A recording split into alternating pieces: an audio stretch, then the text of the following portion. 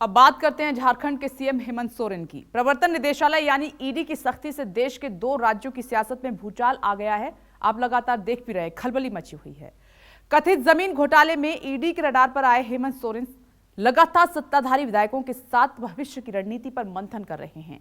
सियासी गलियारे में यह अटकलबाजी काफी तेज है कि हेमंत सोरेन अपनी गिरफ्तारी की आशंका को देखते हुए अपनी पत्नी कल्पना सोरेन को मुख्यमंत्री बना सकते हैं।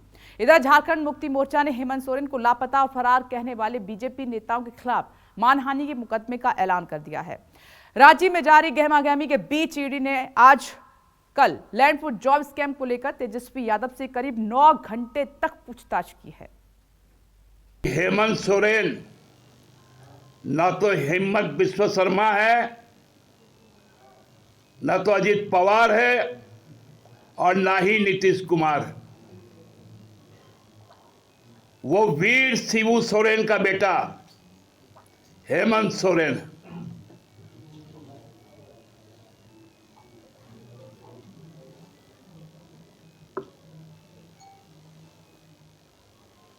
राजभवन जिस प्रकार से बात कर रहा है, कौन सा पैनिक आप उत्पन्न करना चाहते हैं? बैठा लीजिए अपने आवास में मुख्य सचिव को और डीजीपी को। एक तो कहता है प्रकट हुए, कोई बोलता है लापता थे। तुम्हारा राशन पानी बंद हो गया था क्या? और क्या मुख्यमंत्री को भाजपा के इस प्रदेश कार्यालय में जाकर बायोमेट्रिक देना पड़ेगा? सोमवार से ही झारखंड बीजेपी के अध्यक्ष बाबूलाल मरांडी और गोड्डा सांसद निशिकांत दुबे सरीखे बीजेपी के बड़े नेताओं की टोली मुख्यमंत्री हेमंत सोरेन को भगोड़ा और फरार बताने लगी। झारखंड मुक्ति मोर्चा अपने नेता और मुख्यमंत्री का अपमान सहन न कर सकी। इनाम वाले पोस्टर को जेएमएम नीचता बताने लगी। पार्टी ने ऐसे नेताओं के खिलाफ मुकदमे का भी ऐलान कर दिया। माननीय मुख्यमंत्री केवल एक व्यक्ति नहीं, एक संस्थान है। वो इस स्टेट का एक बहुत प्राइम इंस्टीट्यूशन है। उस संस्थान के बारे में, उस व्यक्ति के बारे में भारतीय जनता पार्टी द्वारा जिस प्रकार के वक्तव्य दिए गए, वो पूरी तरह सीआरपीसी की धारा 499 के शर्तों पर लागू होती है।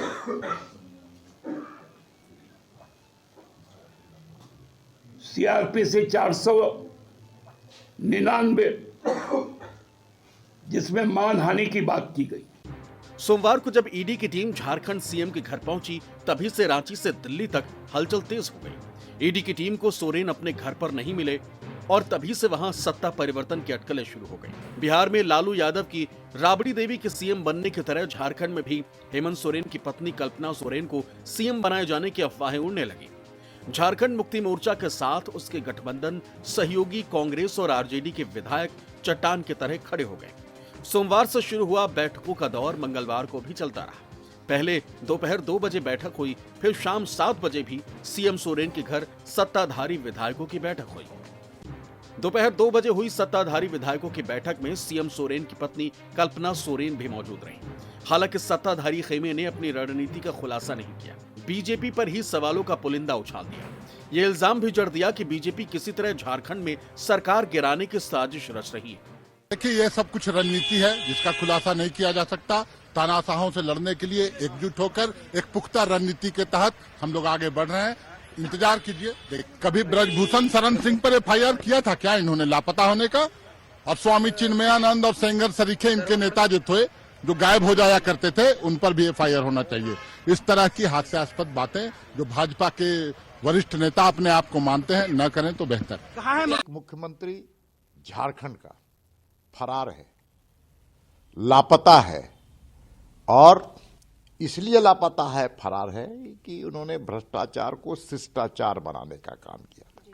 अपने परिवार और अपने लिए अकूत संपत्ति जमा करने की नीयत और नीति उनकी बनी हुई थी, और जब जांच एजेंसियां उन पर जांच करने के लिए उनको लगातार बुलाने का काम कर रही है तो भागते चल रहे हैं, भागते चल रहे हैं और भागते चले जा रहे हैं। एक मुख्यमंत्री हैं, उनकी प्रोटोकॉल होते हैं और कहते हैं कि आप ईडी हेमंत सोरेन जी को खोज रही है। चक्कर क्या है ना, ये सबको ढूंढेंगे। इनकी आप देखिए ना रफ्तार क्या चल रही है। हमें तो लगा था कि राम मंदिर के बाद इनका मन ठंडा हो जाएगा, लेकिन वहां प्राण प्रतिष्ठा की अपने अंदर के राम को पहले वो नाथूराम वाला राम बना लिया, बापू वाला हे राम नहीं। अब यहाँ आप कल आपने देखा है लालू जी के साथ, आज तेजस्वी जी के साथ होगा। उधर महाराष्ट्र में चल रहा है, तमिलनाडु में चल रहा है। तो अब ये विपक्ष को तो ये मान लेना चाहिए कि उनको चुनाव भी लड़ना है और इन एजेंसी से भी संघर्ष करना है, लेकिन नतीजे अगर उलट आए ना तो जो लोग आज ईडी, आईटी, सीबीआई से ये करवा रहे हैं सबके सब जद में आएंगे। झारखंड में ईडी के रडार पर सीएम हेमंत सोरेन है तो बिहार में सत्ता जाते ही ईडी लालू के घर आ गई। सोमवार को ईडी ने तकरीबन 10 घंटे तक लालू से पूछताछ की तो मंगलवार को तेजस्वी यादव को ही ईडी दफ्तर में हाजिर होना पड़ा। ईडी दफ्तर पर आरजेडी कार्यकर्ताओं की भीड़ दिखी, पार्टी नेताओं की पलटन बीजेपी पर हमलावर हो गई। पता नहीं चल पा रहा है, ये तो पारदर्शिता का अभाव है। ये पूछताछ हो रही है, हेडलाइन मैनेजमेंट हो रहा है। दो लोग जो राजनीतिक रूप से परेशान हैं, हमारे माननीय प्रधानमंत्री जी और माननीय गृह मंत्री जी, उनकी परेशानी को टोन डाउन करने का प्रयास हो रहा।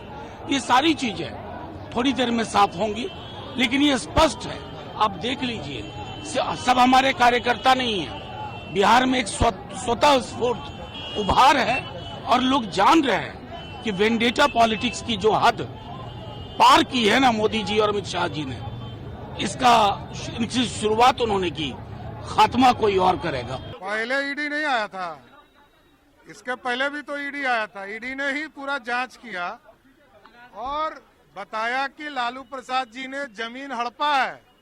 ये ईडी ने पहले ही बताया, ये कैसे कोई बोल सकता है? देखिए स्पष्ट है, लालू प्रसाद जी का परिवार आदतन अपराध करने के लिए जाने जाते हैं। बिहार में भ्रष्टाचार हो तो लालू प्रसाद जी का परिवार है, आतंक हो तो लालू जी का परिवार है, और गुंडा राज स्थापित करना हो तो लालू जी का परिवार है। ये लोग भ्रष्टाचारी हैं और इस देश में भ्रष्टाचार करने वाले की गारंटी है, मोदी की गारंटी है, कार्रवाई होके रहेगा। ईडी कहाँ जाती है? जहाँ कानून को ताक पर रखकर गरीबों के खून और पसीने की कमाई को लोग लूट लेता है। भ्रष्टाचार करने वाले लोग जब भ्रष्टाचार को शिष्टाचार बना लेते हैं, वही लालू परिवार जी के साथ है। नौकरी के नाम पर जमीन लिखवा लेना, गरीबों का ले लेना अपने लोगों के नाम पर या अपने नाम पर, जो भी हो, यह बहुत बड़ा अपराध है। पहली बात तो ईडी बेकार बोलते हो आप, मुझे कष्ट होता है। आपको सही शब्द का इस्तेमाल करना चाहिए। बीजेपी, मोदी जी, अमित शाह जी, ऐसे बोलिए तो मुझे भी मजा आएगा, उन्हें भी मजा आएगा। कल जो 10 घंटे प्रताड़ित किया ना, पूरे बिहार ने देखा, इतिहास में दर्ज हुआ।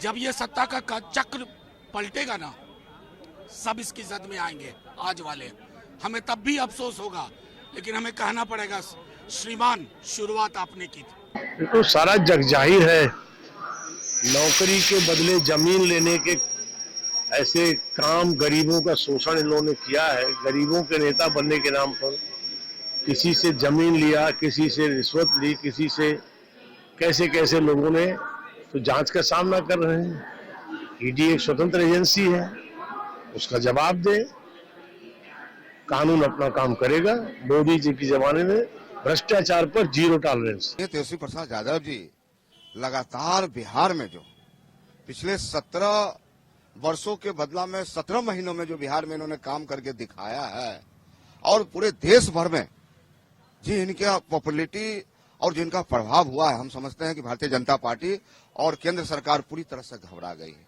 और पूरी तरह से बौखला गई है। तकरीबन 9 घंटे की पूछताछ के बाद तेजस्वी यादव को ईडी की टीम ने छोड़ दिया, लेकिन नौकरी के बदले जमीन घोटाले में ईडी ने जो खुलासा किया है उसके मुताबिक राबड़ी देवी की गौशाला के एक पूर्व कर्मचारी ने रेलवे में नौकरी के इच्छुक एक व्यक्ति से संपत्ति हासिल की। बाद में इसे बिहार के पूर्व मुख्यमंत्री की बेटी हेमा यादव को हस्तांतरित कर दिया गया। नौकरी के बदले जमीन घोटाले में ईडी ने जनवरी की शुरुआत में चार्जशीट दाखिल की थी, जिसमें लालू प्रसाद के परिवार के सदस्यों राबड़ी देवी और उनकी बेटियों मीसा भारती और हेमा यादव को आरोपी बनाया गया था। सौरभ कुमार, पटना, न्यूज़ 24।